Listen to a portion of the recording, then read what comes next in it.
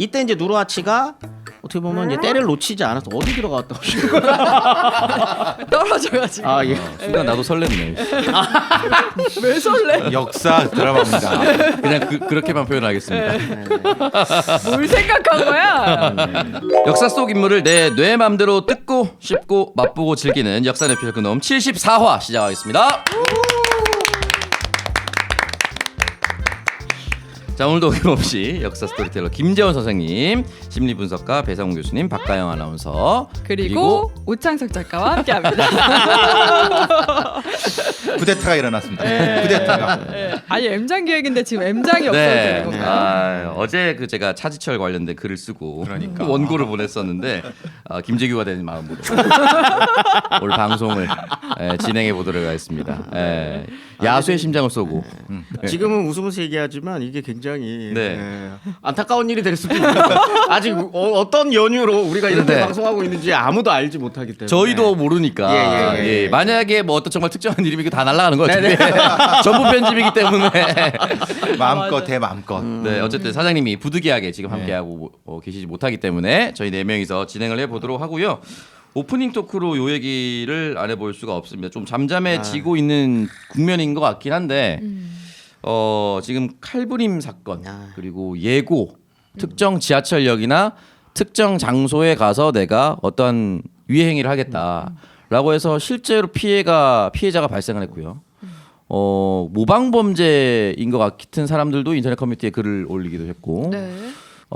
무고한 시민들에게 피해를 입혔던 사람이 체포가 됐습니다. 그 이후에 이제 경찰청장이 직접 나와서 뭐 총기나 테이저건 같은 것들을 이제 바로바로 쓸 수 있게끔 허락하겠다, 강력하게 대처하겠다. 뭐 그런 대처의 사인은 저는 명확하게 주는 것이 좋다고 보는데 이렇게 계속 이제 본인의 뭐 울분이나 화풀이 또는 뭐 이유가 없는 상태에서 범죄를 저지르거나 예고하는 이 심리는 뭐라고 봐야 될까요? 뭐 아무래도 이제 뭐 관종이 가장 많고 또 이제 모범 범죄가 가장 심한 거는 홍콩 살인 사건을 그대로 조선이 따라했고요. 그대로 검색한 기록이 나오고 네. 이게 그 방식을 똑같이 서현역의 최씨가 따라하는 이게 모방이 되는 형태인데 개인의 여러 가지 이거 있을 수 있습니다. 말하자면 뭐 자신의 뭐 불행했던 과거 이런 면 사실 그건 망상일 수도 있고 그럴 수도 있는 건데 그런 부분들이 복합적으로 작용해서 연결이 되는 건데 제일 안타까운 거는 아시다시피 충분히 예방할 수 있었어요. 왜냐하면 이전에도 서현역 사건은 안인득 사건이 있었어요. 이전에 있었죠. 그때 국가가 여러 가지 대책을 내놨는데 하나도 실행이 안 됐고 조선 사건도 마찬가지입니다. 그 이전에 한 1, 2년 전에 비슷한 사건이 있었어요. 근데 사실 실행이 안 됐잖아요. 그러니까 분명히 개인의 복잡한 어떤 동기는 존재하는데 사회적으로 대안을 충분히 할 수 있었음에도 불구하고 대안을 갖지 못한 부분도 사실은 좀 우리가 반성을 해야 되는데 지금 조금 더 걱정되는 거는 네. 길거리에 장갑차와 총이 나와 있다는 거예요. 근데 물론 그걸 뭐 시민을 안심시킬 수도 있지만은 그게 근본적인 대책이냐 말이죠. 그러니까 다 같이 어제 이재명 대표도 그런 말씀하신 것 기억납니다. 이게 제정신인 상태냐? 근본적인 어떤 그렇죠. 대안과 같이 해야 되는 거지. 근본적인 대안에 대한 얘기는 안 하고 이것만 하면은 무슨 우리가 지금 테러 국가냐 이런 얘기. 이건 맞는 말씀입니다. 실제로 우리가 차분하게 대응할 필요가 있죠. 이게 그 공권력 경찰의 공권력이 한국이 너무 이렇게 막 무너져 있다 이런 얘기를 많이들 하잖아요 요즘에.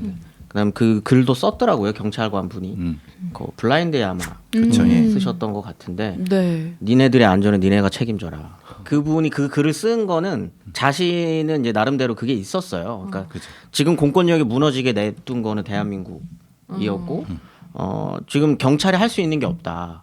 경찰의 권력을 이렇게까지 내려놓고 이제 와가지고 경찰한테 책임을 다해라라고 하는 거에 대한 이제 불만이 있었던 거죠 그 경찰분은. 그래서 니네들의 안전은 니네들이 책임져 니네들이 만든 나라니까 약간 이런 식이었어요. 근데 이제 그게 한국의 경찰력이라고 하는 게 역사적으로 너무 강했었던 적이 있었던 거잖아요. 80년대, 90년대 초반까지도 사실 뭐 백골단 뭐 이런 걸로 해서 경찰력이 너무 셌고 그 경찰력에 의해서 피해받았었던 역사도 있었던 거죠. 네. 그 반작용으로 이제 조금 그 균형을 맞추기 위해서 이렇게 됐었던 부분들이 있는 건데 그건 다 잊어버리고 또 그냥 경찰력 낮아졌으니까 아무나 경찰이 그냥 막 총을 쓸 수 있는 세상인 것 마냥 다시 또 돌아가는 게 저는 이게 이게 방금 교수님이 말씀해 주신 것처럼 이거 뭔가 좀 근본적인 그렇죠. 같이 고민해야 될 것들은 다 또 잊어버리고 지금 또 이런 일이 일어났으니까 경찰력 또 이빠이 많이 예. 네, 최대한 높여놔 뭐 이런 건 이거는 저는 올바른 방향은 아닌 것 같아요. 뭔가 균형 잡힌 무엇인가가 좀 해결책이 마련이 됐으면 좋겠어요. 교수님은 이제 근본적인 원인을 찾아야 한다라는 거고 김재원 쌤 말씀은 이제 경찰력을 또는 경찰에 힘을 실어주는 것이 능사냐 그것만으로 능사냐라고 얘기를 왜냐면 우리 그 영화 보면 1987 거기 이제 경찰입니다. 검찰 아니고 김윤석 씨 경찰로 나옵니다.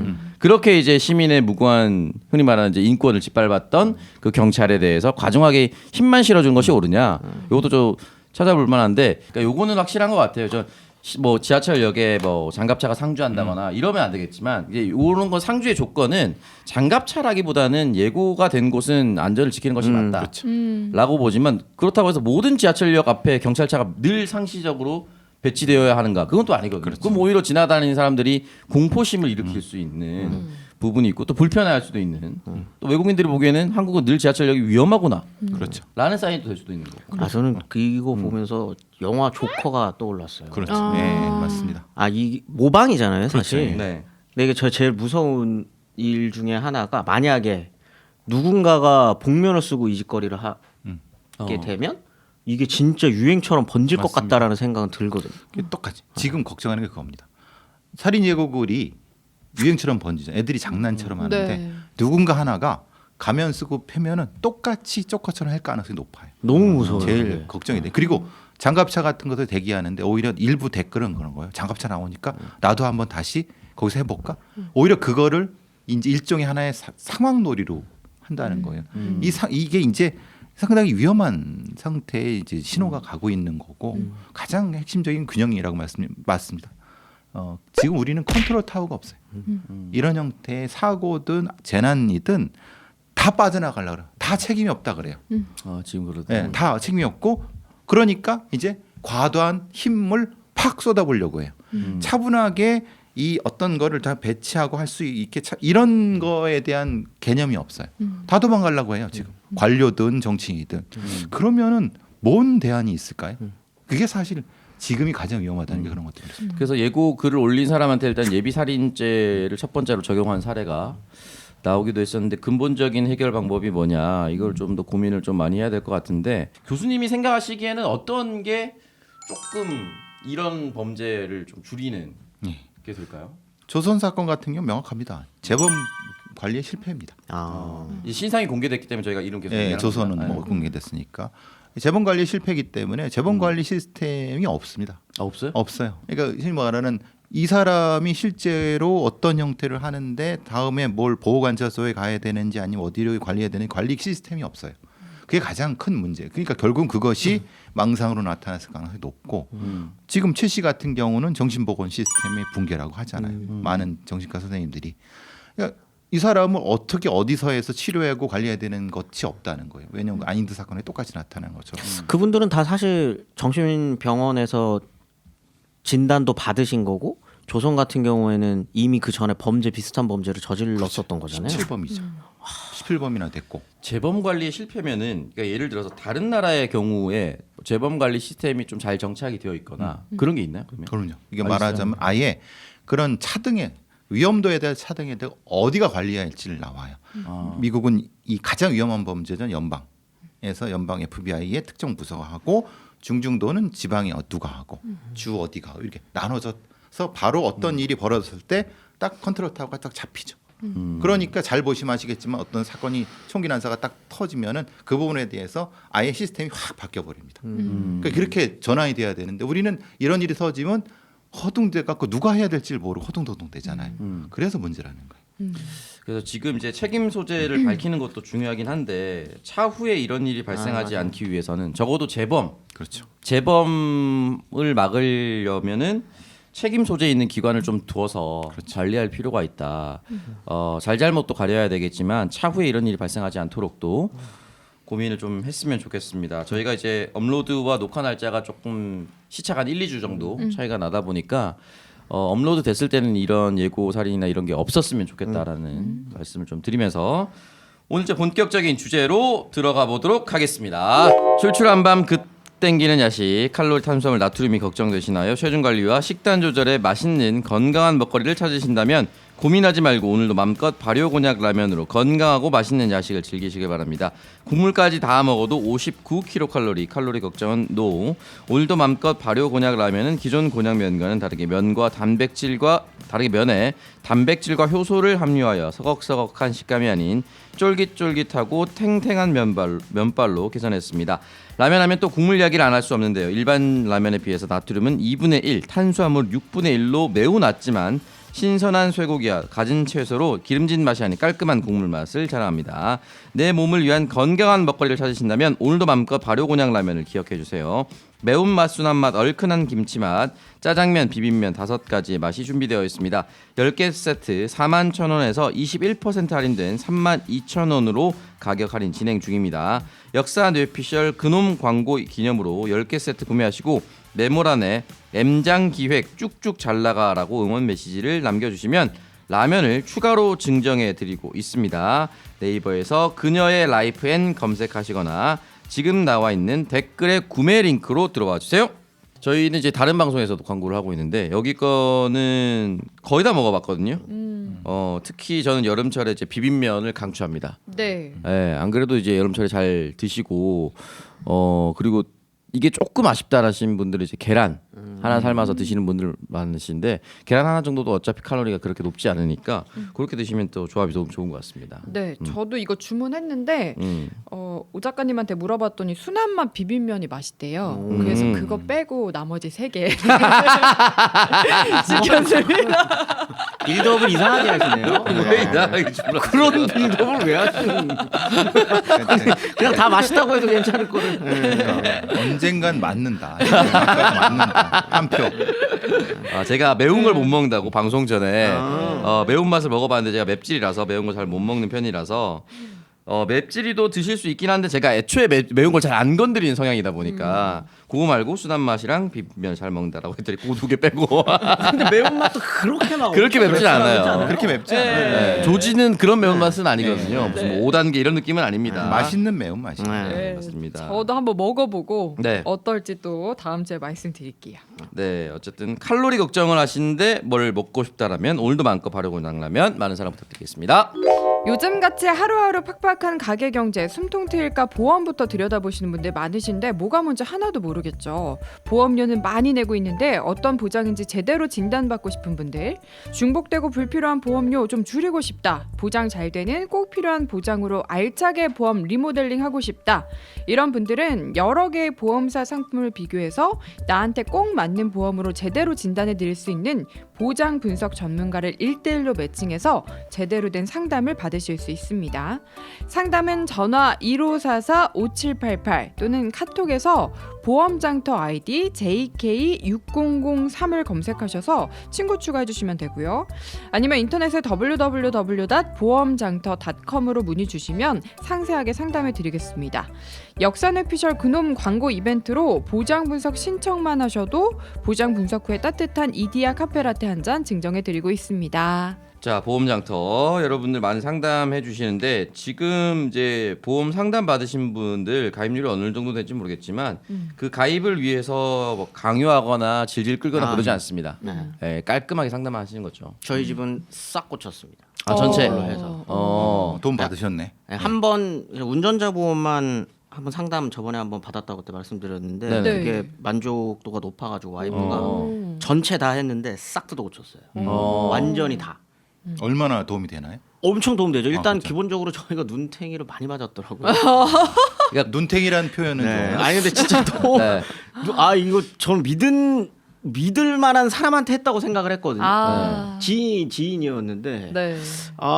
눈탱이를 너무 많이 맞아서 아예 이건 제대로 된 보장이 아닌 것들도 들어가 있고. 다 들어가 있고 돈 안 내도 되는데 뭐 80세까지 내야 되게끔 이렇게 돼 있고 이런 게 너무 많더라고요. 그래서 그거 싹 고쳤습니다. 이거 무조건 해야 됩니다. 무조건.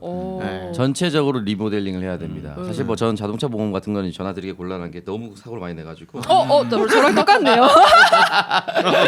보험을 소개해 주시는 날 굉장히 미안한. 네. 저는 오히려 3년 차인데 지금 보험비가 올랐습니다. 떨어지지 않아요. 그 사이에 사고를 계속 쳐가지고.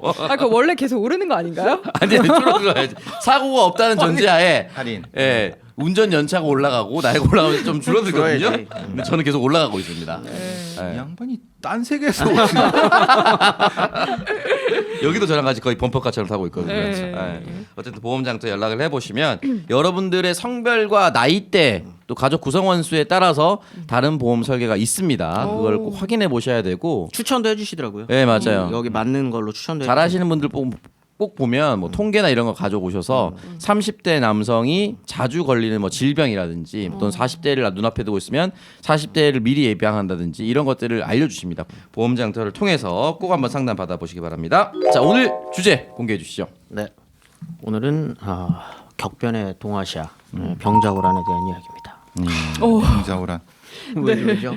왜 그러시죠? 너무 비장하셔가지고. 전쟁 얘기를 웃으면서 할까요? 뭐 그럴 수는 없지 않을까요? 네네. 수많은 인명이 맞습니다. 그런 이야기이기 때문에 네. 그래서 저는 원래 전쟁 사기 참 싫어해요. 그래서 할 때마다 좀 이게 아무리 예전 이야기지만 이거 사람 죽어간 이야기인데 이 이야기를 하면서 물론 뭐 전쟁사 좋아하시는 분들이 뭐 그거를 즐겁게 소비한다는 건 아니지만 네. 이 이야기를 재밌게 끌어가는 거에 대한 죄책감이 좀 있어요. 어쨌든 전쟁 사람 죽었고. 네. 근데도 중요한 사건입니다. 중요한 사건이고 사건이라고 표현하기에도 좀 굉장히 큰 일이죠. 그리고 이걸로 동아시아 전체가 한번 뒤집어졌었던 사건이기 때문에 요즘에는 그래서 이때를 병자호란만 놓고 보지는 않아요. 이게 임진왜란부터 병자호란까지가 다 끝날 때까지 하면은 1592부터 해서 1930년대까지 50년쯤 되겠죠. 한 4, 50년 정도 긴 안목 속에서 일어났었던 동아시아 국제 정세 변화인 거거든요. 어떻게 보면 이제 임진년에 시작해서 병자년에 끝난 겁니다. 요 긴 세월, 네. 그거에 대한 이야기를 할 건데 일단 저희는 임진왜란을 다루었기 때문에 네. 임진왜란 이후서부터 이야기를 조금 해야 될 것 같아요. 일단 병자호란하면 좀 떠오르는 이미지들이 있으신가요? 남한산성. 남한산성. 남한산성으로 갔죠. 그렇죠. 인조가. 삼배 고두레인가. 그렇죠. 네. 실제로 그걸 뭐 했다는지 모르겠어요. 했습니다. 했나요? 네. 실제로 했죠. 네. 그때 이제 뭐 머리를 소래내고 뭐 이런 얘기들 네네네네. 그런 것들이 떠오르죠. 약간 굴욕. 굴욕, 인조의 네. 굴욕. 예. 남한산성 그 영화를 너무 좋아해가지고 그 영화의 감독이 오징어 게임의 감독 황동혁 감독이죠. 맞습니다. 황동혁. 네. 맞습니다. 우리나라에서 굉장히 잘 만든 웰메이드 사극인데 맞아요. 너무 딥하게 잘 만들면 흥행은 잘 안 되더라고. 그렇죠. 그때 됐던 최명길과 김상원인가요? 예. 그 둘의 그러니까 지금 이병헌과 네. 김윤석 배우의 그 문답이 네. 진짜 거의 영화사에 남을 정도의 좋은 대사들이 왔다 갔다 맞아요. 했죠. 그래서 그 장면이 뚜렷하게 기억에 남는 게 그 두 사람 다 조선을 사랑했는데 그렇죠. 조선을 사랑하고 조선의 미래를 여는 방식이 다른 거죠. 절대 머리를 굽혀서는 안 된다. 근데 이제 이병헌 같은 경우는 적의 아가리에 들어가더라도 살아남는 방법을 택해야 그것이 미래를 여는 것이다. 이런 식으로 말싸움을 하는데 둘 다 설득력이 있어요. 맞아요. 치우쳐지지 않았습니다. 그렇죠. 그게 굉장히 좋은 영화라고 생각이 들었었던 게 물론 그 좋은 영화이기 때문에 이제 흥행시킵니다. 그런 거 좀 안 좋아. 이게 너무 몰입해서 보게 되고 저도 네. 약간 숨 막히게 보게 되는. 근데 그게 재밌으면서도 답답하잖아요.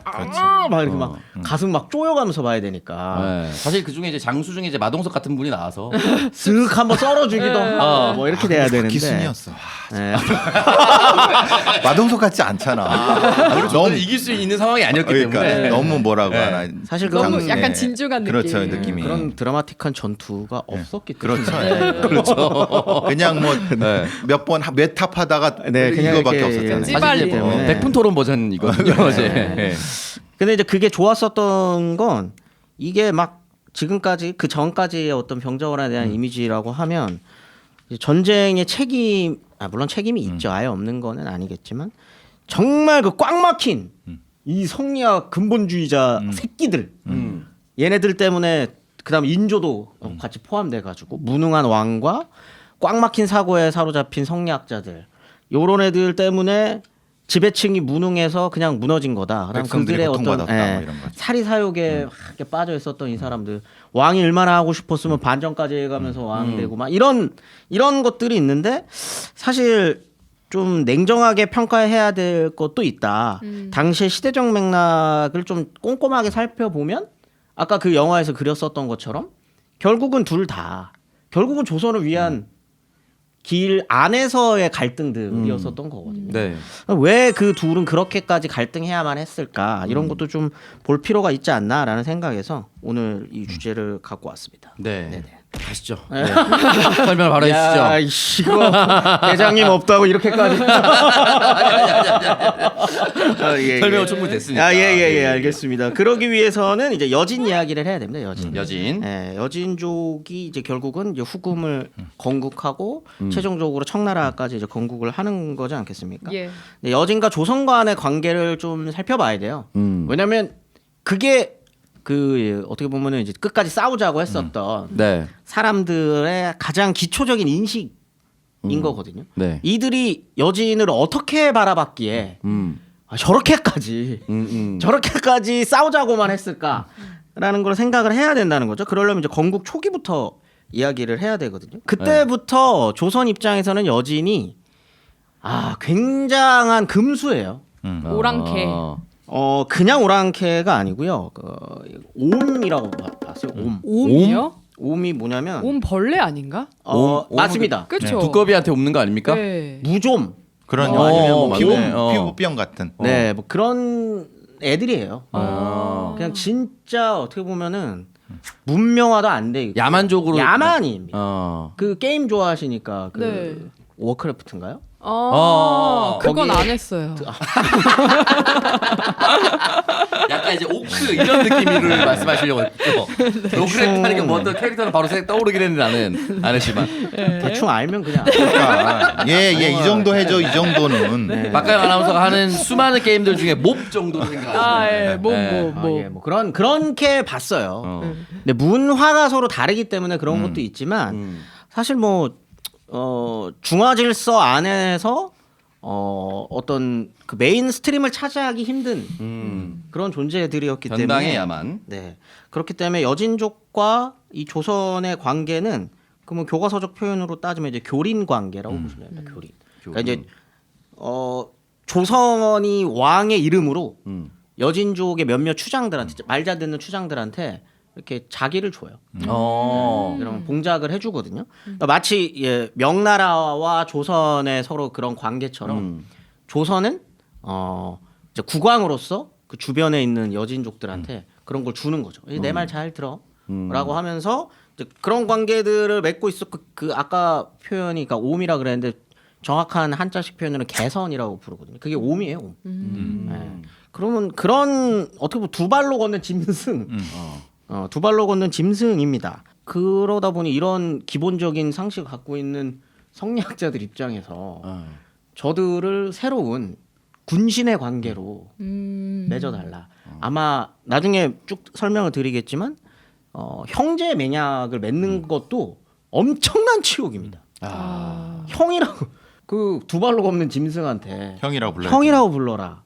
이걸 과연 조선 성리학자들 입장에서 그대로 받아들일 수 있는 조치였을까라는 걸 생각해 보면 쉽지 않은 판단이라는 거죠. 근데 그 무좀 같은 애들이 갑자기 성장을 하기 시작을 하는 거죠. 근데 왜냐하면 일단 여진족은 셉니다. 싸움을 잘한다. 싸움을 굉장히 잘합니다. 그렇기 때문에 이 중원을 차지한 한족들 입장에서는 그런 말이 있어요. 여진족 1만이 모이면 감당할 수 없다. 그러니까 10,000명만 얘네가 모여도 중앙으로 쳐들어온다. 그러면 무서운 거예요. 그 정도로 얘네는 싸움을 잘하는. 무력은 인정받는 종족이었네. 이게 이제 이전에 고려 시대로 돌아가면 이제 금나라라고 하는 나라를 건국했었던 친구들이 이제 여진족 애들인데 그때 보면은 송나라는 그냥 발립니다. 몽고족도 사실 무서워했던. 몽골과 여진도 마찬가지죠. 금나라를 부수기 위해서 몽골이 굉장히 공력을 많이 써요. 그 정도로 싸움 굉장히 잘합니다. 그 뭐지 예전에 그 넷플릭스의 킹덤 아신전의 구결한시 종족이죠. 네. 킹덤에서도 나오고 제일 잘 묘사된 거는 이제 그 최종병기 활 보면 유승용 씨. 네. 보십시오. 뛰어오는 거 보세요. 그런 친구들이 10,000명이 뛰어온다고 생각해 보세요. 힘들죠. 활 들고 말 탑니다. 말 타고 활 들고 10,000명이 뛰어온다고 생각해 보십시오. 쉽지 않거든요. 그렇죠. 그 4명이서 호랑이 한 마리 잡거든요. 네. 영화에서 보면은 굉장히 무서웠습니다. 그렇기 때문에 명나라는 여진족을 관리하는 과정에서 머리를 잘 써요. 전형적인 EJ를 쓰는 거죠. 여진족을 쪼갭니다. 쪼개서 뭐 건주여진, 해서여진, 야인여진에서 약간 습속들이 다르기도 해요. 그 습속이 다른 여진족들을 쪼개서 관리를 합니다. 뭉치는 거를 굉장히 경계를 하는 거죠. 그 과정에서 영웅이 한 명 등장합니다. 모든 그 역사에서는 원래 다 그렇죠. 그 역사를 한번 확 뒤집기 위해서는 영웅 한 명 정도 이렇게 나와줘야 돼요. 네. 그 영웅이 이제 누르아치라는 누라치. 근데 이제 누르아치라는 영웅이 등장을 할 때에 하필은 원래 그 역사가 그래서 재밌는 거 아니겠습니까? 예, 명나라에는 희대의 암군이 등장을 하게 되는데 그 사람이 이제 말력제라는 황제인데 네. 말력제는 혹시 들어보셨나요? 이름만 들어본 것 같아요. 예, 말력제는 우리에게는 영웅이죠. 조선의 입장에서는 성군입니다. 구원병을 보냈기 때문에. 이 사람이 이상한 사람이에요. 그 명나라의 그 정치 안에서의 정치는 쓰레기로 하거든요. 정치를 안 했다고 보는 게 맞아요. 파업을 합니다. 황제인데. 왕제인데. 태업을 합니다. 태업. 어. 그 도장을 안 찍어줘요. 이유는 뭐예요? 이게 신하들이랑 그냥 사이가 안 좋았던 거예요? 알력 싸움 같은 거? 이 옆에 말력제 옆에서 이런 거를 같이 제일 측근에서 정치를 해주시는 분이 스승님이었어요. 스승이 기운이 너무 셌어요. 스승 나중에 죽고 났더니 맞아요. 그쵸? 맞습니다. 이거 말력제 아시네. 뒷돈 이름을 이렇게 몰랐어요. 예. 그분이 이제 아무튼 그런 안에서의 내부 사정이 있습니다만 네. 기본적으로 이 말력제는 정치를 못한 게 아닙니다. 정치를 안 한 사람이에요. 그 정치의 부재. 명나라 정치의 부재가 있을 때 이제 누르아치가 네. 쫙 하고 성장을 하는데 이 말력제가 그렇게 정치가 없었는데 임진왜란이 터지고 조선에서 구원병을 요청했을 때는 또 그러면 가야지. 스승은 만류합니까? 그냥. 이때는 아마 스승은 죽었. 이미 죽었구나. 근데 왜 이렇게까지 조선을 도와주세요?라고 이거 물론 야사하고 소설에 나오는 이야기인데 말력제 꿈을 꿨다고 하거든요. 미치겠다 진짜. 꿈에서 아마 정확히 기억 안 나는데 자기가 그 유비고 뭐 조선의 왕이 관으로 나왔나? 아무튼 이것도 소설에 있는 내용이에요. 형제를 지켜야 되는. 네, 형제를 지켜야 돼서 그랬다라고 하는 이야기가 있을 좀 이런 야사가 아니면 설명이 안 돼요. 안 도와줘도 되는데. 안 도와줘도 되는데 그러니까 그때까지도 도장을 안 찍었다니까. 자기네 나라 안에 희한해 있는. 진짜. 지금 지네 나라 안 하고 옆에 나라 갑자기 도와주네. 조선에서 문제가 생겼다니까 그럼 도와줘야지 하면서 이제 도와줬었던 사람이에요. 아무튼 그 이상한 또라이인데 이때 이제 누르아치가 어떻게 보면 이제 때를 놓치지 않아서 어디 들어갔다 오신 거야? 떨어져가지고. 예. 순간 나도 설렜네. 왜 설레? 역사 드라마입니다. 그냥 그렇게만 표현하겠습니다. 뭘 생각한 거야? 근데 이제 누르아치라는 영웅이 이 여진족에서 이제 탄생을 하는 건데 사실 영웅의 탄생에도 사실 다 그 숨은 비화들이 있게 서사가 있게 마련이지 않겠습니까? 네. 이유가 있습니다. 이 사람이 근데 뭐 서사가 있더라도 이렇게까지 성장했었던 건 이 사람의 개인적인 역량이 엄청나게 뛰어났었던 거기도 하겠지만 이 아버지랑 할아버지가 명나라에 의해서 죽어요. 근데 그 사건이 뭐냐면 그 아까 이제 이재를 막 썼다 그랬잖아요. 그 중에 한 여진 부족이 한번 반란을 일으킵니다. 요동 지역에서. 요거를 이때 요동을 책임지고 있었던 명나라 장수가 이성량이라는 사람인데 그 이성량이 이 여진족 그 반란을 일으킨 여진족을 이제 물리치는 과정에서 여진족의 다른 여진족을 데리고 와요. 그래서 같이 치거든요. 보통 그렇게 합니다. 보통. 네. 근데 그때 같이 갔었던 사람이 이 누르와치의 할아버지랑 아버지. 그러니까 이 할아버지랑 아버지는 어떻게 보면 동족을 치러 간 거죠. 네. 근데 그 말씀드렸던 것처럼 동족을 치는 거다 보니 여기서 이제 뭔가 나름대로 절충을 하고 싶었던 거죠. 그래서 그 반란을 일으켰었던 여진 부족에 찾아갑니다. 전투 중에 설득을 하러 아버지와 할아버지가. 근데 설득을 하러 갔는데 이걸 이 이성량이 그 설득하러 가 있는 곳에 포를 쏴요. 그래서 아예 눌러버립니다. 다 죽어버리는. 다 죽어버리게 된 거죠. 일부러 그런 건 아니에요? 일부러 신경 안 썼던 거죠. 뭐. 딱히 신경을 쓰지 않았었던 겁니다. 그래서 아버지랑 할아버지가 죽어요. 그러면 이제 누르와치 입장에서는 명나라가 이제 엄청난 원수가 뭐랄까, 된 원수가 된 거잖아요. 근데 누르와치는 똑똑한 사람입니다. 물론 당연히 똑똑하니까 영웅이 네. 됐겠죠. 근데 얼마나 똑똑한 사람이냐면 바로 복수를 하겠다라는 생각은 하지 않습니다. 그리고 이 명나라에서 일단 같이 끌고 갔었던 공격을 하러 끌고 갔었던 또 우군을 죽인 거잖아요. 우군의 총사령관을 죽인 거니까 이 아들인 누르와치에게 나름대로 보상을 해줍니다. 그 보상이 뭐냐면 독점적 교역을 할 수 있는 명나라와 이 여진 지역에 있는 여진족들과 명나라 사이의 교역이 굉장히 중요하거든요. 얘네 먹고 살 수 있는 길이 거의 교역 말고는 없어요. 참고로 여진족은 거란이랑 몽골과는 다른 아예 태생부터가 다른 종족이거든요. 네. 그 거란이랑 몽골은 기마 그리고 초원을 뛰어다니는 이제 기마 민족들. 그런 종족이라면 여진족은 약간 달라요. 그래서 여기는 그걸 합니다. 활? 활도 쏘는데 수렵? 수렵과 채집으로 보통 농사도 짓고 수렵과 채집을 하기도 하고 저기 그 해변가에 사는 사람들은 해적질도 하고 그래요. 배도 타요. 여진족들은 배도 탑니다. 그런 애들이거든요. 그러다 보니까 이들이 주로 경제적인 활동을 할 수 있는 건 무역이에요. 무역. 그렇기 때문에 명나라와의 독점적 무역권을 가졌다고 하는 건 굉장히 큰 겁니다. 굉장히 큰 걸 준 거예요. 실제로. 좀 그만 미안하니까. 진짜 정말 그만큼 미안했었던 네. 미안해서 준 건지. 미안한 걸 수도 있고 얘만 잡으면 반란은 크게 없을 거다라고 생각했을 수도 있고. 그렇죠. 네. 근데 너무 그 건이 뭐라 그래? 그게 너무 센 거 아니에요? 권한을 너무 센 거다. 독점. 그렇죠. 독점 교역권이 굉장히 큰 거였기 때문에 돈을 정말 잘 법니다. 그리고 누르와치는 이 시기까지 그러니까 이제 이 명나라와의 전투가 있기 전까지는 훌륭한 사업가예요. 상업인입니다. 상업인. 돈을 엄청 버는데 이때에 이제 돈을 번 걸로 주변의 여진족들에게는 이제 좀 영향력을 발휘하기 시작하면서 거기서부터 정치를 시작하는 거죠. 그러면서 주변 세력들을 조금씩 규합해 나가기 시작합니다. 원래 누르와치가 건주여진 쪽의 한 그 종족이었는데 일단 건주여진을 경제적인 우위를 통해서 쫙 병합을 하는 거죠. 근데 이때부터는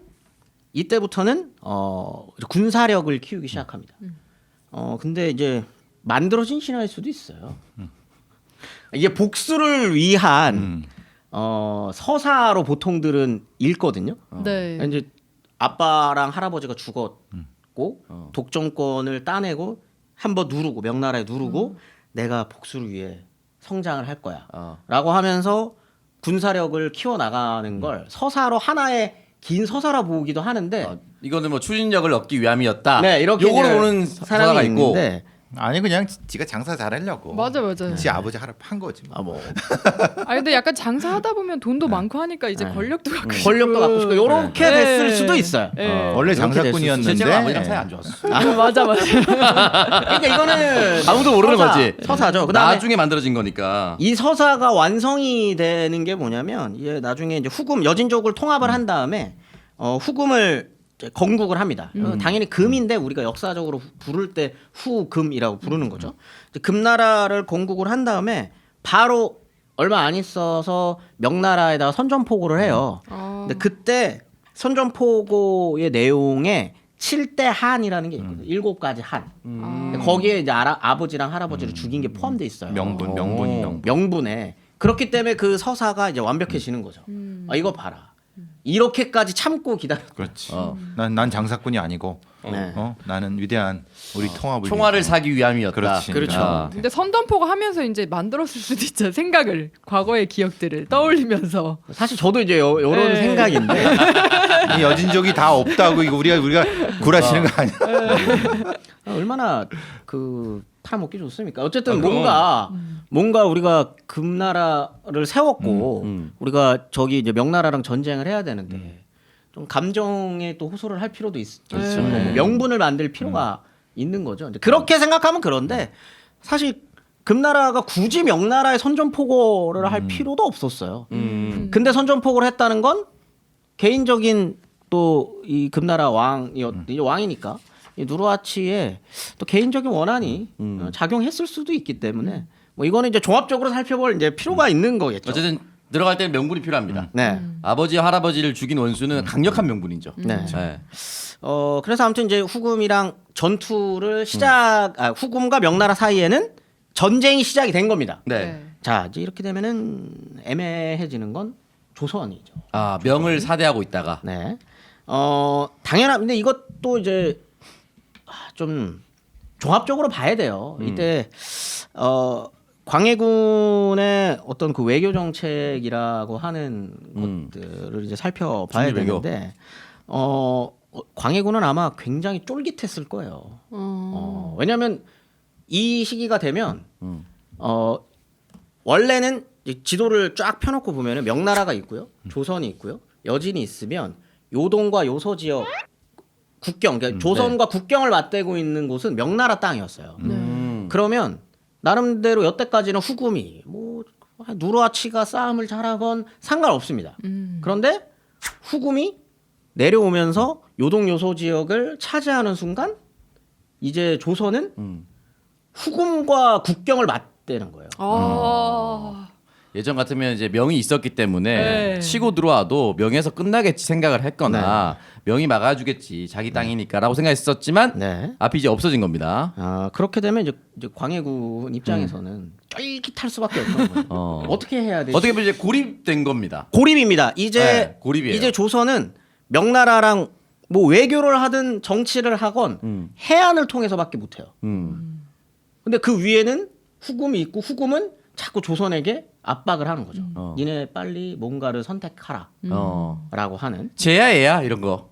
근데 그건 이제 네. 언제나 그래 왔습니다. 이거는 고려 시기부터 언제나 해오던 거예요.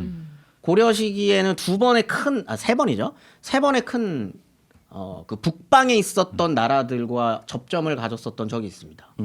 첫 번째 거란의 요나라, 여진의 금나라, 몽골의 원나라. 이렇게 해서 쭉 이렇게 하는데 사실 고려는 외교를 저번에도 한번 말씀드렸지만 외교를 굉장히 잘합니다. 물론 외교를 굉장히 잘하기 이전에 한번 큰 혼쭐이 나기는 하죠. 저희가 앞으로 다룰 겁니다. 왜냐하면 KBS에서 이 전쟁을 다룰 거기 때문에 네. 거란과의 큰 전투들이 있지 않겠습니까? 수정이요. 최수종 씨가 또 이번에 왕이 아니라 네. 강감찬으로 분한 소식이 있기 때문에 대단한 형이에요 진짜. 이제 그 형님이 이제 시작하는 순간 저희도 이제 그걸 다뤄야 되는데 네. 아무튼 그때 고려 때도 한번 크게 혼쭐이 나고 난 다음에는 고려는 그 다음에는 이제 외교를 굉장히 잘해요. 짱구를 굴릴 수밖에 없는 위치에 가는 거죠. 네. 그리고 약간 그렇게 생각하죠. 형이라고 불러주는 거 뭐 어렵다고 약간. 맞죠. 처맞고 나면은 뭐 네. 형 해 이렇게 하는 거죠. 그리고 처맞는 것도 중요할 수 있어요. 처맞는 과정에서 고려라고 싸움을 다지진 않거든요.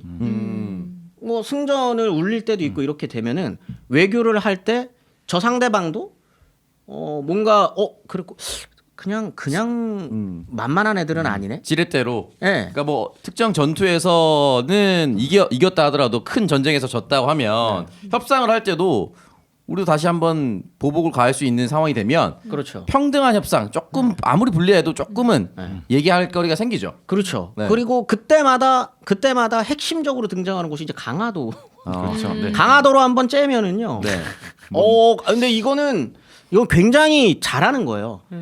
이 한 오해 중에 하나가 그 위에 있는 뭐 북방 민족들 같은 경우에는 그 해전에 약해서 맞아요. 뭐 이렇게 한다고 네. 그러는데 그건 그거야말로 큰 오해거든요. 아 해전도 그래요? 강합니까? 생각을 해보세요. 몽골이 저 서쪽까지 가는 길에 서해만큼 넓은 강도 건너야 되고요. 아. 다 합니다. 강도 건널 수 있고요. 걔네들도 나름대로 그 전쟁을 하는 과정에서 한족들과 싸우면서 거기에 있는 해군력도 한족 수군력도 수군이 있는 예, 거니까. 가져가고 하기 때문에 수군의 완전히 그 빠가사리들은 아니에요. 취약하진 나름대로, 않다. 예, 네. 약간 빠가는 맞지 않나요? 아닙니다. 오. 그렇지 않아요. 그 다음에 특히나 이때쯤이 되면은 아까 말씀드렸던 것처럼 여진족은 일단 해군도 있고요, 수군을 갖고 있고요. 아무튼 그렇습니다. 하여튼 그렇게 바보들은 바보들은 그렇게만 아니에요. 볼 수 없다. 사실 이게 사극에 등장하면은 평야에서 말이나 타던 자들이 어떻게 바다를 알겠습니까 하고 장군이 꼬시거든. 해군으로 유인하려고. 근데 조선의 장군들도 그런 생각을 갖고 있기는 해요. 저들이 바다에서의 싸움에서 약할 것이다라는 오해가 있긴 합니다. 그러다가 개발리죠. 근데 그렇진 않다. 그렇진 않아요. 그리고 하나 더 강화도가 그럼에도 중요한 건 그냥 단순히 바다였기 때문이 아니고 강화도 굉장히 큰 그거. 섬이에요. 네. 근데 그 안에 일단 기본적으로 여러 차례 우리가 고려 때부터 쌓아왔었던 나름의 작전들을 잘 갖고 있는 거죠. 그렇기 때문에 글로 가는 뭐 거죠. 자급자족도 가능하고 네. 산성도 있고 방어 전략도 있고. 자기 땅이면 보통 그런 얘기 농담처럼 하잖아요. 눈 감고도 여기 물기는 내가 다 네. 안다. 그런 그리고, 식으로. 네. 그리고 거기에 농사가 돼요. 그렇죠. 네. 그렇기 때문에 거기로 가면 장기전이 가능합니다. 네. 그렇기 때문에 째는 거고요. 고려는 그거에 이제 항상 성공을 해왔던 거죠. 그렇기 때문에 이제 강화도가 되게 중요하고 외교를 되게 잘했었던 건데 아무튼 이때가 되면 이제 외교가 굉장히 중요해지는 시점입니다. 네. 이제 광해군 때가 되면 네. 왜냐면 또 북방의 민족들이 너무나도 커졌기 때문에 근데 광해군은 나름 잘해요. 네, 잘합니다. 네. 이게 아마도 그 임진왜란을 겪는 과정에서 네. 광해군은 나름대로의 어떤 그 외교적 역량을 스스로 좀 쌓아왔었던 게 조금 있었던 것 같아요. 일단 기본적으로 분조를 이끌었기 때문에 해봤잖아요. 좀. 해봤습니다. 해봤던 왕이에요. 그렇기 때문에 그런 걸 좀 잘했고 그다음에 분조 요즘 치면 대통령 권한대행 정도로. 권한대행보다 크죠. 어. 왜냐면은 조정이 나눠진 거잖아요. 어. 그러니까 나눠진 조정에서는 대통령의 권한을 갖고 있는 자기 신하들을 네. 가지고 있었어. 네. 요즘처럼 이제 V1, V2 이렇게 돌리듯이. 대답하지 마. 대답하지 마. 누군데? V2가 누구냐고. 남자라는 얘기도 있어요, V2가. 자, 어쨌든. 네. 그렇기 때문에 광해군은 역량이 있었던 사람이기도 하고요. 그 다음에 이때 저 여진족이 임진왜란 때 한번 슬쩍 그 조선에 접촉도 해요. 좀 도와줄게 이런 느낌. 네. 이때는 이제 누르하치가 어느 정도 이제 자기의 그 영향력을 조금씩 성장하고 있었을 때라서 선조한테 그 사신을 보냅니다. 그리고 니네 힘들다며. 우리도 좀 갈게. 명나라한테 니네 좀 도와달라 그랬다던데. 우리도 쎄. 도와줄게. 이때는 반말 못했죠. 이때는 누르하치가 함부로 선조한테 반말 못합니다. 저희도 셉니다. 저희도 세니까 도와드릴게요. 그러면 선조가 됐어. 우리 뭐 우리 형제인데.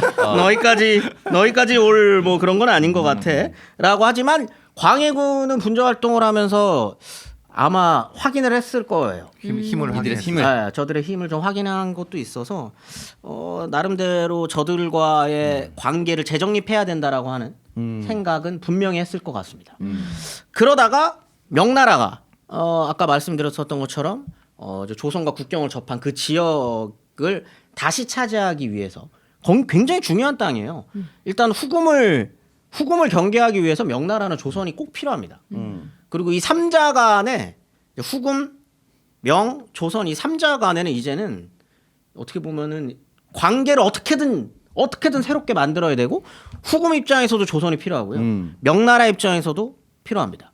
그런 관계 속에 명나라가 후금을 쳐야 되니까 굉장히 바로 붙어 있는 조선한테 원군을 요청을 한 거죠. 자, 이렇게 되면 이제 광해군은 똥구멍이 더 달아오르죠. 달아오르는 어떻게 해야 될지 모르는. 얼마나 쫄렸겠어. 이걸 근데 그냥 그래 뭐 그럴 수도 있지라고 생각하시면 안 돼요. 지금 동아시아 전체가 완전히 뒤집어지고 있는 상황인 거거든요. 그 가운데서 명나라가 야 한 군사 좀 보내라고 하는 걸 어떻게 할 것이냐를 두고 조선 내부에서는 이제 엄청난 싸움이 벌어지게 되는 이게 거죠. 지도상으로 보면 이제 명이 원군을 요청을 해서 조선이 명과 함께 밀고 올라가서 이제 여진을 이길 수도 있는 건데 네. 반대로 생각하면 여진이 너무 힘세면 같이 멸망하는 거고 내려와서 요 상황에서 이제 선택을 해야 되는 거죠. 그 상황에서 아까 처음에 말했었던 것도 되게 중요해요.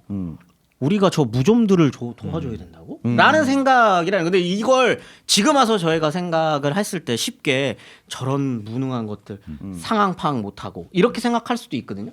근데 이때까지는 힘의 균형은 명확히 명나라가 우위입니다. 아 여전히 지금까지도. 아무리 저기 후금이 뭔가 이렇게 한다고 하더라도 명나라 그렇게 만만한 나라는 아닙니다. 그리고 명나라 또 우리 도와줬잖아요. 그것도 중요하죠. 네. 자, 제조지은이라고 하는 것도 이게 뭐 이렇게만 쭉 놓고 보면은 아 저렇게 사대주의자들, 아 저 성리학 근본주의자들 그걸 뭐라고 한다 그랬죠 그때? 뭐라고 십선비? 욕한? 십선. 난 그런 적 없어. 난 그런 적 없어. 뭘 그런 적이 없어요. 찾으면 다 나오는데. 이렇게 생각하실 수도 있는데 당시의 상황에서 딱 생각을 해보면 우리는 지금 다 결과를 알고 네. 역사가 스포잖아요. 저희는 결과를 다 압니다. 아 멋진 말이에요. 역사가 스포. 아. 결국은 청나라가 승리를 거두고 결국은 명나라는 망하고 그 가운데서 인조 반정이 일어나고 인조가 거기서 굴욕적인 패배를 했다는 걸 우리가 다 알아요. 그래놓고 그 과정 중에 있는 하나로만 딱 놓고 보면 무능해 보이죠. 네. 근데 그렇지 않습니다. 이때의 조선 성리학자들 입장에선 아직까지 명나라는 굉장히 건재합니다. 건재하고요. 군사력으로도 아직 안 돼요. 그런 상황에서 예전부터 그렇게 무시를 해오고 한참 떨어지는 애들로 바라봤었던 애들이 잠깐이라고 분명히 생각을 했을 겁니다. 잠깐 우리랑 국경을 접했어요. 이 상황에서 후금이 자꾸 니네 명나라랑 친해지면 혼날 거야라고 하는 상황. 이 상황을 이때 당시에 그 조정 대신들이 바라봤을 때 지금의 우리처럼 그렇게 쉽게 판단할 수 있었을 것이냐 쉽지 않았을 겁니다. 네.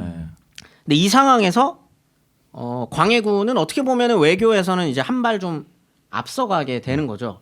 후금이 단순히 그런 오랑캐가 아니라 만만하지 않은 애들이라는 걸 알고 있었기 때문에 명나라와의 그런 어떤 인연은 중시하면서도 파병은 하면서도 뭐라고 보내냐면 결국은 10,000명을 보내거든요. 강홍립을 대장군으로 해서 이제 보내는데 명군 지휘부의 명령을 그대로 따르지는 말고 오로지 패하지 않도록 노력해라라고만 명령을 합니다. 너무 잘하는 것 같은데 진짜 이거는. 그래서 이제 광해군을 이제 항상 그 좋게 보는 사극이나 네. 예, 영화에서는 이런 거 탁 하고 그다음에 저 영화 광해에서 보면 항상 좀 뭔가 인자한. 근데 광해군 개쓰레기거든요. 오히려 광해군의 인생을 쭉 놓고 보면은 요 멘트만 좀 이상해요. 어색하고. 오히려 어색하게 엇나갔구나 이게. 아 근데 이런 건 있어요. 인간은 누구나 특정 부분에 특화되어 있는 그렇죠. 네. 사람이 있거든요. 이 사람 외교에 그렇습니다. 왕이 아니라 외교부 장관을 했어요. 그런 거 하면 잘했을 사람이에요. 반기문 같은 사람인 건가? 반기문이 외교 그러니까 말하자면 외교적으로는 뭐. 예. 그러니까 위기 시에 무엇인가를 그걸 할 수 있고 너무해. 이런 걸 할 수 있는 사람은 되지만 뭐가 안정적인 상태의 뭔가 정치에는 조금 부족한 부분 그럴 수도 있는 거죠 말하자면. 아 근데 이것도 이건 뭐 광해군을 옹호하려고 하는 거는 아닙니다만 이 사람 인생 자체가 기구예요. 그렇죠 그건. 근데 인생을 쭉 따라가면 이 사람이 정상적인 판단을 했을 수 있는 상황이었을까? 라고 보여져요. 근데 그래서 이상한 거예요. 딴 건 다 비정상인데 외교만 정상으로. 대부분의 사람들은 이제 강홍립과 광해군 얘기하면서 요 멘트만 기억을 하거든요. 아 그렇죠. 조금만 잘못 선택하면 이제 광해군 얘기하거든요. 네. 생각을 해보십시오. 이 사람이 왕이 되는 과정에 아빠한테 미움을 그렇게 받고 네. 왕이 되기 직전까지 이 사람은 그 광해 군 앞서서도 군이었어요. 대군이었던 적이 없어요. 왜냐면 후궁의 아들이기 때문에. 근데 선조가 죽기 정말 몇 년 전에 정실 그 왕후한테서 애가. 아들이 나와요. 네. 영창대군. 그 쫄리는 진짜 똥구멍 따끔따끔했을 상황. 그리고 그 영창대군을 왕으로 앉혀야 된다라고 주장하는 신하들까지 있는 상황을 이겨내고 왕이 됐습니다. 그러면 이 사람이 왕이 되고 난 다음에 영창대군은 뭐가 돼요?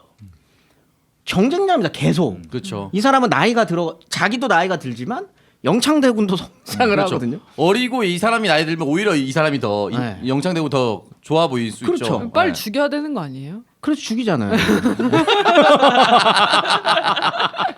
그러니까 그런 이거는 상황. 광해군이 영창을 죽인 거는 정치적인 어떤 선택이지 그걸 뭐 폐륜이라고 생각하기 굉장히 애매하다고 네. 말씀인 거죠. 심지어 영창대군이 나왔을 때 네. 태어났을 때 이미 자기는 분조의 경험까지 갖고 그러니까요. 있었던 한 번 그래도 신하들과 국정을 한번 논해봤었던 국사를 상황에서 논했으니까. 네. 그 상황에서 임모 왕화의 사이에서 정실 적장자가 나온 상황 이 심리 상태 이걸 겪었었던 사람이 정상적인 판단을 할 수 있을 것인가 이런 것도 있기 때문에 쉽지 않죠. 네, 지금 쉽지 같은 바로 않은 상황. 공천 배제입니다. 네. 아. 컷오프를 시켜야 되는 거지. 자기 누구를? 나름대로. 영창대군을 컷오프 시켜야 되는 거죠. 네. 올라오면 내가 명분이 딸릴 수도 있는 거니까. 근데 뭐 지금은 컷오프면은 끝나지만 이때는 살인이 아니면 그러니까 이거는 이제 안 넥 되는 컷오프죠. 네, 그렇죠. 실제로 죽여야 되는 거예요. 네. 그런 상황입니다. 아무튼 그때 그 이제 강홍립이 갔었던 전투가 이제 살리오 전투라는 건데 살리호. 명군이 한 7만 정도 됐고요. 거기에 이제 조선군이 이제 13,000명 정도가 이제 파병이 되는데 10,000명이 넘는 군이 갔었던 것도 최정예 부대입니다. 최정예 부대였습니다. 네. 이때 조선은 이미 임진왜란을 겪은 다음엔 이제 궁수에서 그 조총 부대로 조금씩 변화가 생기기 시작한. 임진왜란이라고 하는 전쟁 중에 만들어진 조총 부대였기 때문에 훈련을 개빡세게. 실전이 있는 거죠. 그래서 이 조총 부대 10,000명 같은 경우에는 정예 부대입니다. 최정예 부대. 근데 이 최정예 부대와 후금군 한 5, 6만이 붙었는데 개발립니다. 후금 쪽에서는 이제 항복을 권유해 가지고 강홍립 군이 이제 투항을 하게 되는 거죠. 이때부터는 이제 완전히 이제 그 요동 지역 같은 경우는 그냥 후금과 조선이 완전히 이제 그냥 맞붙게 되는. 맞붙게 되는 거예요. 네. 이런 상황이 돼버리면 어떻게 되냐면 명나라와 조선의 관계가 갑을 관계가 뒤집어집니다. 명나라 예전에는 뭐 제조지응이 어쩌고저쩌고 뭐 이렇게 하면서 이제 명나라가 오라 그러면 가고 이렇게 됐었는데 확고하게 국경 자체를 접하는 게 후금이 돼버리는 순간 이제 명나라는 조선에다가 부탁을 하는 관계가 돼버릴 수밖에 없어요. 그래서 갑을 관계가 조금 뒤집어진 거죠. 이제 나름대로 조선은 입장에 대해서 다양하게 요구할 수 있는 선택하고 요구할 수 있는 위치가 된 거죠. 근데 그걸 굉장히 잘합니다. 광해군이. 요게 이제 그 우리가 너네 힘들 때 우리가 도와줬으니까 보내 임마. 이런 상황에서 도와줘. 이런 상황이 된 거죠. 네. 그런 과정에서 추가 파병을 계속 거부합니다. 거부할 수 있어요. 명분이 있어요. 그리고 우리 끊겼는데 어떻게 가요? 우리 한번 발렸어요. 네, 또. 아버지 이때는 아버지거든요. 구신 관계이기 때문에 명나라가 아버지예요. 아버지 이거 끊겼는데 저희가 안 가려고 그러는 건 갈 수 있는 아니고요. 길이 없다. 길도 없고요. 자꾸 이제 그다음에 우리도 임진왜란 아시잖아요. 임진왜란 끝난 지 지금 몇 년이나 됐다고. 우리도 먹고 살기 너무 힘듭니다. 이렇게 되면 명나라 입장에서는 어떻게 해요? 그렇다고 명나라가 군을 이끌고 조선으로 올 수 있는 것도 아닙니다. 막혀 있는 상황이기 때문에 그런 거를 굉장히 잘해요. 그리고 그런 과정에서 후금에다가도 잘합니다. 광해군은 자꾸 사진을 보내요. 후금에. 그래서 그때 살리오 전투 때 10,000명 간 거는 이때 이제 형님까지는 아니지만 서로 간 보는 사이잖아요. 생각을 해봐. 네가 아버지가 오라 그러는데 너 같으면 안 가? 어쩔 수 없이 간 거야. 막 이런 식으로 계속 외교를 조율을 하는 거죠. 계속 외교를 조율하기 때문에 나름대로 외교에서는 조선이 안정을 찾습니다. 그러니까 삼각 그 외교 가운데 조선은 굉장히 안정을 찾아요. 안정을 찾고 있는 상황이었습니다. 그런데 이제 사건이 하나 이제 벌어지는 거죠. 그게 이제 모문용 씨라는. 저희가 몇 번 얘기했었던. 네. 이거 저희 여기에서는 한 번도 안 했고 이걸 저희 어디서 얘기했어요? 최종병기 활 그 영화 거기서 얘기 안 했어. 거의 없다 해서 거의 잡스럽다 해서 거의 없다. 거의 잡스럽사. 네. 예. 거의 잡스럽다 거잡에서 왔어요. 거기에서 최종병기 활 그때 다룰 때 아마 제가 그렇죠. 말씀을 네네. 드렸는데 뭐 궁금하신 분은 그 찾아보면 되는데 잠깐 말씀을 드리면 산삼순백에서 만든 신제품 산삼시대 광고입니다. 산삼의 대중화를 위해서 야심차게 만든 바로 이것 산삼시대입니다. 산삼이 좋은 줄 알았지만 금전적 부담을 아직 경험하지 못한 분들을 위해서 만들었습니다. 산삼시대는 값싼 한약재는 물론이고 잔탄감, 덱스트린 등 어떤 인공감미료도 넣지 않았습니다. 7년근 선양 산삼 70%의 목에 좋은 도라지를 배합해서 먹기 편하게 스틱에 담았습니다. 첨가물은 제로 100% 국산 천연 원료입니다. 까다로운 스마트 해썹 인증도 받았고 그 어렵다는 미국 FDA 등급도 통과했습니다. 홍삼값의 산삼을 놀라운 가성비와 만족을 안겨드릴 산삼시대 꼭 한번 만나보시길 바랍니다. 산삼순백의 유명세를 이용한 유사 상품이 나돌고 있으니까 검색하실 때 꼭 산삼순백 브랜드 확인하시고 구매해 주시길 바랍니다. 전화 문의는 1666-1080번입니다. 광고 문구에 적어주셨다시피 금전적으로 좀 부담이 된다. 그렇죠. 왜냐면 이 산삼 한 뿌리를 한 병에 담았기 때문에 가격대가 높아질 수밖에 없고 치명한 같은 경우는 더 많이 들어가기 때문에 가격이 높아질 수밖에 없는데 그런 분들을 위해서 조금 더 저렴하게 만들기 위해서 산삼 비율은 조금 줄인 비율도 아무 약재나 넣지 않고 홍삼 도라지 네. 도라지 도라지. 맛있습니다 도라지. 그렇죠. 우리 같이 두둥레몬 살아 있는 사람들한테는 딱 좋죠. 입으로 먹고 사는 사람들. 입으로 먹고 네. 방금 눈탱이로 욕하셨다가 뭔 차입니까 그 표현은? 김재원과 저는 그리고 도라지는 주둥이라기보다는 목 아닌가요? 그죠? 모가지. 또 지적당했어. 네, 목에 좋죠 목에. 네. 근데 그래도 7년근 산양산삼 70%면은 네. 되게 포함이 많이 된 거니까 또 맞아요. 먹어보기에 괜찮은 것 같아요.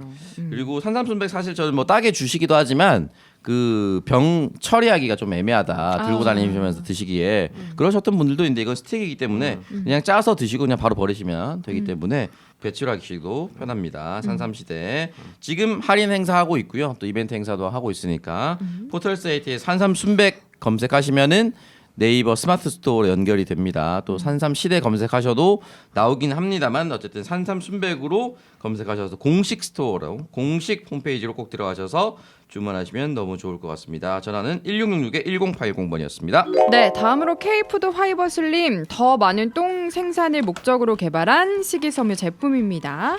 더 많은 똥은 똥이 장에 머무는 시간을 단축시켜주고 똥을 더 부드럽게 만들어줍니다. 더 많은 똥은 장내 미생물의 종류와 개체수를 늘리는 더 좋은 환경을 만들어줍니다. 35년차 똥 연구 기업이면서 차전자피 식이섬유 부문 국내 생산 매출 2년 연속 1등 기업에서 만들었습니다. 똥을 똥이라고 불리도록 5월 3일을 똥의 날 똥스데이로 제정한 똥에 대한 진정성이 있는 기업입니다. 작년 똥기사물 총 구매 고객 중에 68.6%인 3분의 2 이상이 재구매 고객이라고 하네요. M장기의 구독자분들께는 똥기사물 회원 가입 후에 마이페이지에서 쾌면엔 화이버 슬림 8글자를 입력하시면 전 품목 5% 할인 쿠폰을 드립니다. 그리고 9,900원 상당의 6포 체험분 함께 제공해드리고 있습니다. 더 많은 똥 생산을 위한 정직한 약속, 불만족 시 100% 환불해드리고 있습니다. 구입을 원하시는 분들은 네이버 검색창에서 똥 싸다 기절 안 버린 똥기사모를 검색하시기 바랍니다. 즐거운 여름휴가 똥기사와 함께 떠나보세요. 자, 케이프 드라이버 슬림 많은 분들이 이제 간증이 이어지고 있는. 네. 저도 요새 다이어트를 제가 하고 있잖아요. 근데 원래 다이어트 할 하고 때 진짜 계셨군요. 많이 해야 될 것 같아요. 우리는 시작이 된 모르니까. 거였군요. 네. 네. 그래서 그때 이제 배가 약간 아무래도 갑자기 음식량 줄이고 하면은 배가 좀 답답할 때가 많고 또 한참 살 빼고 있는데 배 나오면 진짜 기분 더럽거든요. 아 맞아요. 더럽다. 좀 이상하다. 네. 이티처럼 보일 수가 있습니다. 맞아요. 네. 그래서 제가 원래도 이제 약간 답답할 때만 챙겨 먹다가 이 K푸드 화이버 슬림을 다이어트 시작하면서 계속 먹었더니 변비 때문에 전혀 고생을 안 하고 오히려 이제 매일 먹었더니 너무 화장실을 더 잘 가서 아. 오늘도 약간 생방송 시작 직전인데 화장실 다녀왔다는 TMI까지. 그리고 다이어트 약간 간당간당했어요. 네. 다이어트랑 상관없이 똥은 인생에서 가장 중요한. 맞아요. 특히 아침 똥은 네. 해보셨나요? 알고 있습니다, 제가. 네, 저는 무조건이거든요.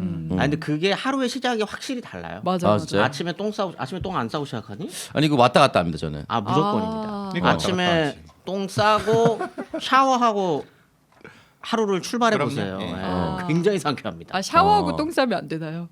그럼 좀 찝찝. 뒤가 좀 아니 그거 순서 잠깐 바꾸는 건데 보통은 똥 싸고 샤워하는 게 더 깔끔한 거지 그쵸, 않을까요? 그쵸. 네. 예. 저 예전에 이제 변비가 좀 심했었는데 군대 가서 바로 고쳐지더라고요. 왜냐면 한정된 시간에 아, 그렇죠. 안 싸면 끝이거든요. 맞습니다. 한 하루나 이틀을 참아야 됩니다. 한정된 시간이 아니면. 맞습니다. 그래서 어쨌든 저는 그걸 강제적으로 고쳐졌는데 케이프 드와이버슬님 저녁에 하나 드시고 아침에 하나 드시고 또 물 많이 드셔주시면 훨씬 더 좋다라고 이제 써 있더라고요. 네. 그대로 가시면 너무 좋을 것 같고 다이어트 하시는 분들은 특히나 음식량 줄이는 것도 줄이는 건데 특히 뭐 식이섬유질 많이 포함된 채소나 이런 것들 급격하게 줄어들면은 맞아요. 훨씬 더 쉽게 변비 걸리시는 분들은 많더라고요. 그럴 때일수록 또 케이푸드 화이버슬림 같은 걸로 도움을 받으시면 너무너무 좋을 것 같습니다. 케이푸드 화이버슬림 많은 사랑 부탁드리겠습니다.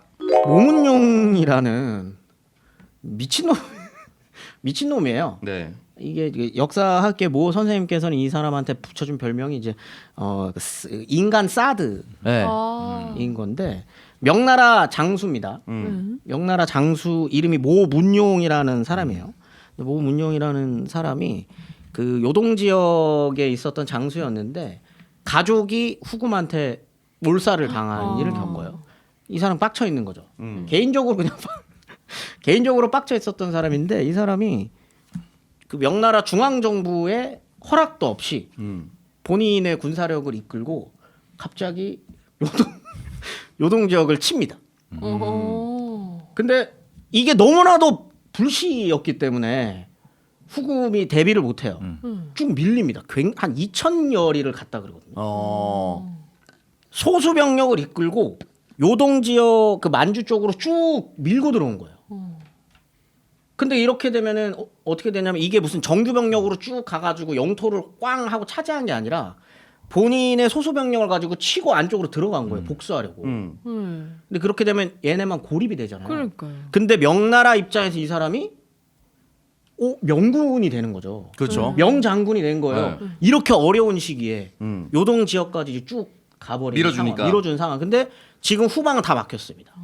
근데 하필이면 거기가 조선과 후금과 명나라가 접해 있는 곳이었어요. 그래서 이 모문용의 이 군대를 어떻게든 좀 뭔가 정리를 해야 되게 된 거죠. 그때 당연히 자연스럽게 조선에다가 연락하지 않았겠습니까? 예. 우리를 좀 받아줘라라고 해서 그 광해군 입장에서는 뜬금없잖아요. 그래서 그거를 자다가 듣거든요. 모문용이라는 애가 왔다는데요. 그럼 누군데? 왜 왔는데? 왜 왔는데? 갑자기 쳐가지고 이겼대요. 근데 저기 왔는데 저 후방이 끊겼다는데요. 받아줘야 될 것 같습니다. 근데 뭐 어떻게 해요? 받아줍니다. 근데 이 사람이 얘네를 얻다가 처리를 할 수가 없잖아요. 그래서 이 모문용네 애들을 가도라고 하는 곳에 가둬놔요. 이것도 사실 광해군은 외교를 엄청 잘합니다. 이 가도라는 곳에 모문용 친구들을 가둔 거잖아요. 네.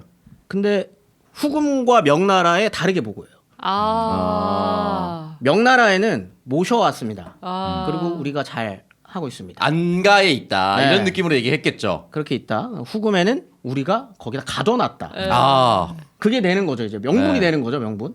그렇게 해서 가둬놓는데 그 가도 안에서는 이제 모문용은 왕이에요. 그렇겠죠. 가도 안에서는 왕입니다. 네. 왕행세를 합니다. 그리고 이제 조선에서 명과 외교를 할 때는 본인을 꼭 통하게 하는 거죠. 그렇게 되면은 이제 외교에 있어서 명의 눈치만 봐서는 안 돼요. 모문용의 눈치도 보게 되는 거죠. 자, 명나라 입장에서는 광해군이 직방으로 와가지고 보고하는 거를 믿겠어요? 아니면 모문용을 거쳐서 오는 걸 믿겠어요. 아무리 그래도 이 사람은 명나라 장군인데요. 모문용. 네. 그리고 모문용은 땅이 이때는 넓잖아요. 모문용의 정과가 부풀려서 갈 수밖에 없습니다. 아, 모문용이라는 명장이 있는데 그 친구가 요동을 한번 싹 휩쓸고 왔대. 라고 이미 소문이 나 있는 상태에서 모문용이 지금 조선의 가도에 들어가서 외교를 관장하고 있으니까 이 사람은 지금 명나라에서는 그렇죠. 성웅이 돼 있는 거. 마치 이순신 마냥 성웅이 되어 있는 상황에 미친 짓을 하기 시작합니다. 이제 계속 일단 먹고 살아야 되잖아요. 군인들인데. 네. 그러니까 조선에다가 계속 쌀 바쳐라, 뭘 바쳐라 갖고 하고 와라. 여기서 이제 가도 왕이 된. 대충 네. 평안도 지역인가요? 압록강 아래. 그 거의 그 근접한 지역, 거기서, 거의 예. 위에 있는 그쪽이었는데 요동은 아니고 예. 조선 땅입니다. 조선 땅이니까 그렇죠. 조선 땅이에요, 조선 땅. 거기에 있는 섬이었거든요. 네. 거기에 있는 상황에서 이제 광해군 입장에서는 얘도 신경 써야 되고, 후금도 신경 써야 되고, 명나라도 신경 써야 되고 하는 굉장히 복잡한 외교적인 그 문제에 처해 있는 상황에 내치를 쓰레기로 하기 시작합니다. 이 사람 이제 아까 말했던 것처럼 굉장히 그 외교에 특출났었던 게 왠지 의심이 갈 정도로 능력치 몰빵. 네. 외교로 몰빵. 내치에 굉장히 이상한 짓을 하는데 쓸데없는 행정을 많이 해요. 특히 이 사람이 좀 집착을 보면 왜 여기에 집착을 했는지 좀 의문이 있을 정도로 경복궁 증축에 말도 안 되는 돈을 씁니다. 왜 그렇지? 그 근처에 땅 사놨나?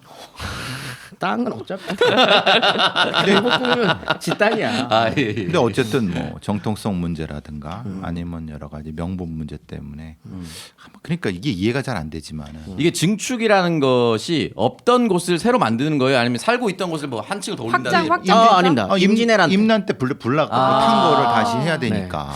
이게 아마 본인의 약간 컴플렉스 그렇죠. 아닐까요? 예. 본인이 서자로 왕이 되고 그다음에 영창대군이라고 하는 경쟁자가 있는 상황에서 뭔가 그 조선의 시작점이자